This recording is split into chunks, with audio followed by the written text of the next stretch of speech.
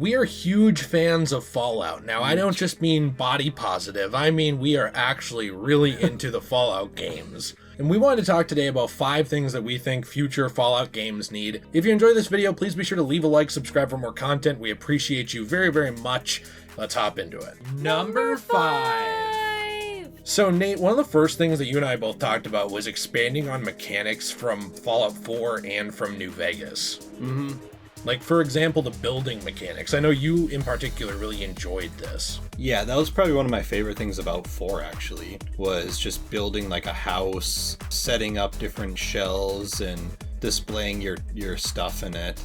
And after just playing through New Vegas, I was severely disappointed that that wasn't in there. I thought it was a really cool feature about 4. The displaying of items and stuff like that, I felt like did not really work that well in New Vegas. No. And there's already issues too in games like New Vegas and 3. Even if you do go to display different items, they have a chance to fall through the floor. Yeah. Or have issues with them. And you know, this was fixed by mods. Mm-hmm. So modders did add that into Fallout 3 and Fallout New Vegas as well, where you had shelves, you had different places you could click and store items and they would appear on the wall or appear on a shelf or whatever. They did a really good job with that, but the problem that we had with it with, you know, those base games like 3 in New Vegas is that they didn't just have that in there. Right. I think this is something they need to expand on and keep going with in the next Fallout, because that does make it feel like it's your world. You know, you are living in it. The sky's the limit on what you can do. Introducing unique collectibles to the world other than just bobbleheads that you can display would be really cool. Adding in more different things that you can build with, because again, modders also fixed that in Fallout 4, where they added in thousands of items you could use in your homestead. Right. And build like different walls, different weapons, different defense items, different decorations and posters and everything. If they really doubled down on that, they could easily make those mechanics amazing. Well, and also they could just add in a lot of like cool historical items like Robert E. Lee's sword. Right. Yeah, cool items like that. Also, I think that they should really expand on companion mechanics with this. Like, there should be more dialogue. This is something that Fallout New Vegas did much better than 4. For example, there was way more dialogue and it felt like every character had their own story and personal growth to some extent. Whereas I'd argue, I guess a few characters felt like that in 4. I suppose Kate kind of felt like that, Piper kind of felt like that, and Hancock sort of did. And, you know, like, they did a decent job with that, but it wasn't nearly as in-depth, where there weren't these really interesting side missions to do for those characters, or, you know, it didn't feel like you were actually bringing them along on an entire journey that they were a part of. It just kind of felt like in 4, a lot of times they're just tagging along. Number 4. It's the 4th one. 4. The next one is bringing back memorable factions other than just the Brotherhood of Steel. I am not saying they can't be in the game. I get they're iconic, but they have been in the game so many times, and it's getting to the point where they are just sort of molded to whatever they want to do with them in the story. Do you want them to be the OG classic Brotherhood of Steel? Okay, cool, then they're going to be a bunch of dicks, you know, like, who seize technology from everyone and make people's lives almost worse in some ways, like in New Vegas or in 4, where they're almost insufferable a lot of the times. Or do you want them to be, like, nice good guys? Well, then we'll just write them that way with Elder Lyons in Fallout 3, where his branch is nicer than other branches. You know what I mean? Like, they just kind of put the Brotherhood wherever they want and make them whoever they want to be in a given game. And I'd rather see some other character factions back, like the New California Republic or Caesar's Legion again, or even post-nuke tribes. There's a lot of stuff they could do. Yeah, my problem with the Brotherhood is that I don't really know what they are.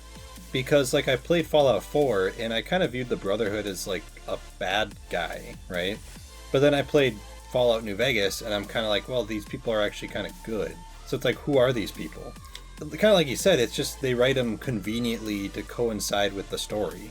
And it's like this group has no definitive, like, answer of who they are. That's kind of why I want to see other people, is I think I like the Brotherhood of Steel, but I think the other factions are also interesting as well. Caesar's Legion is interesting, how they're just basically graphic douchebags that are obsessed with just, like, destroying and graphically murdering everyone. Yeah. But even like the NCR is kind of interesting, and I really like the Minutemen from 4. Yep. Like they're one of my favorite people ever. And even like the railroad gets like no love at all. Yeah, they get railed. The NCR, for example, if you look at that faction, and now I'm biased, this is probably my favorite Fallout faction, I will admit. Okay. If you look at the writing behind the NCR, it's a lot deeper than, say, the writing behind the Brotherhood in Fallout 4. Yeah. Because the writing of the NCR goes all the way back to classic Fallout, the old, top-down RPG games. And it kind of stays true even into New Vegas. This is an expanding republic, an expanding attempt at reestablishing order in the world and democracy. But because of that, it has a lot of problems. There's lots of corruption. They're slow to move on things. The NCR, you could actually see like the reasons behind them is they wanted a stable universe. They wanted that old like government from before the nukes back again. But yet they don't really have the resources or the manpower to really sustain that. No. It's interesting. And then you have Caesar's Legion, where someone's seizing onto a different part of history and sort of like using that as a basis to rally people behind them and their cause. There's interesting writing there. I do want to say in defense of the Brotherhood of Steel, not to overextend this point, there are good things about them. Like, for example, in Fallout 3, we definitely know why Elder Lion's Fallout 3 Brotherhood of Steel is nicer than the other ones, than like the outcasts in the game, but when you get to New Vegas, where they're kind of a middle ground, sometimes they're nice, sometimes they're complete pricks, and then you get to 4, where it's like almost at every turn the Brotherhood is just ridiculously douchey. Like, they're racist towards synths. They can't actually accept new life. They can't accept that people maybe have hit the point where some of them can handle this technology. You start to get into a point where it's like that faction is more obnoxious and not as deep as previous factions were. So I think they really need to find a way to flesh out all of these factions, give them a solid core identity. You can make changes depending on where they are. Number three. I think you can speak to this point better than me, which is more memorable historical locations and places of significance that make you feel like you are actually in the real world. Yeah, this is my favorite aspect about Fallout, actually, is when you are walking around a map, whether it's in 4 or New Vegas. Or Twitter. But when you're walking around like the world and you can actually see real life locations. Like, for example, the first time I played Fallout 4, I was like blown away because I had actually just gotten back from a trip to Boston. So when I played Fallout 4, it was like, oh, there's like the State House. I saw that in real life. Oh, there's this building. I saw that. There's Fenway Park. I went to a game there. And to me, like, that was exciting. And then with New Vegas, like, I've been out to Vegas, obviously, so, like, that was exciting, too. And what even was more exciting to me is when I actually looked at a real-life map of, like, the Vegas and the surrounding area. Conveniently on Twitter, this map was at. But... oh, wow. Towns like Primm, towns like Good Springs, towns like Nipton, those are actually real-life towns. And they actually exist in, like, the real world. And I don't know, I thought this is cool. I wonder how, like, someone who lives in Nipton felt playing the Nipton portion of New Vegas. I know. They're just like, oh, that was my neighbor. Yeah, I don't know. Like, this is something cool. And even in, like, Fallout 3, we can go to DC and see, like, the Washington Monument. Now it's destroyed, but... or, like, the Jefferson Memorial or something. Like, I don't know. The Jefferson Davis Memorial? Yeah, the Jefferson Davis Memorial. It's, like, the huge statue in DC. Okay. But this is something I really want for the next Fallout game, because this is something I felt was kind of boring with 76. Was 76 takes place in like West Virginia, but there's not really a lot of iconic spots. And I know it comes down to like the Appalachian Mountains. Like, what are you going to put in there besides the mountains? But that's something that was not as interesting to me about 76. And I feel like there's a lot of good places you can go to. Like, you can go to New York City. You can have one in, like South Dakota with like Mount Rushmore and stuff like that. I think would be kind of interesting. There's a lot of cool places around the United States that you can go to that are more interesting to me than the Appalachian Mountains.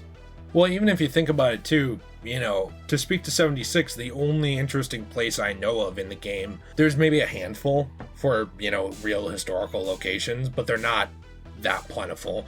One of them I know of is, I believe there is a Civil War museum there, which is in the actual game, which does have some interesting stuff. Like you can get, I believe, Confederacy and Union uniforms there, which is pretty cool. Which, by the way, when we play this game online next time, one of us should wear the Confederacy uniform, and one of us should wear the Union uniform. That'd be awesome. We have to like rock, paper, scissors to see who's racist.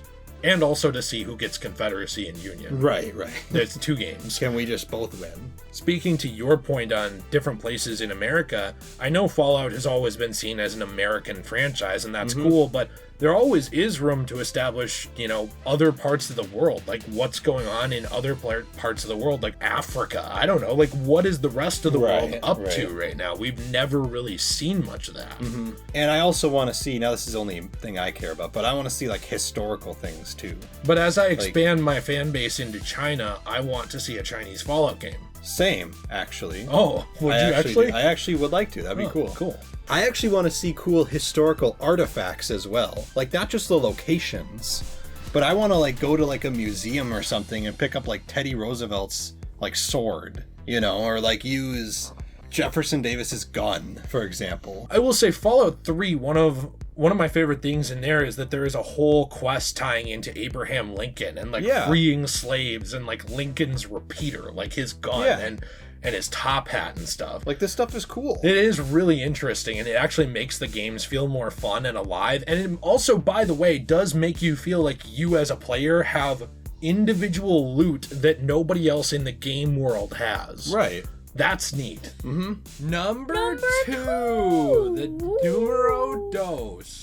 Okay, the next one I have might be a bit controversial with Fallout 76 fans. I want to say you and I enjoy that game casually. It is probably our least favorite Fallout, but we like it. This point is that Fallout does not need to be an MMO. Okay, if you want to make a side game here or there in the franchise that's multiplayer, cool. I don't care. That's fine. Have fun with it. I don't think Fallout needs to transition to more of a multiplayer thing at all. Neither does Elder Scrolls. Really none of these single-player RPG games do. Fallout 76 has improved over time. It's not at all like a bad game right now. It wasn't very good when it launched, in my opinion, but that's neither here nor there. But it wasn't very well planned out from the start. Fallout 76 was more of an experiment that most people in the sphere of being an RPG fan or a Fallout fan did not actually ask for. I guess my biggest complaint with Fallout 76 specifically is the game. I feel like you could have had the multiplayer mode in the game, kind of like GTA 5, but also just have the map in a single player setting as well. Like, why couldn't you just have the game, but then also have the online multiplayer? I don't get why the game exclusively had to be online multiplayer, because the thing is with Fallout, the reason why people love Fallout is because of the story. It's because of the characters. It's the RPG element. It's immersing yourself in the world of Fallout. The reason why people love Fallout is not because they're like, oh, you know what would be fun? What if we take a mini nuke and go blow up this random person's base that he spent 6 hours working on? That would be fun, wouldn't it? Like, no one wants this. Right. This is not like a Battlefield or, GTA 5. It doesn't need to be the main experience for Fallout. And then the nice thing with it is 76 has improved in that way over time. Yeah. Like, it's much less trolly now. It's much more along the lines of mutual engagement combat.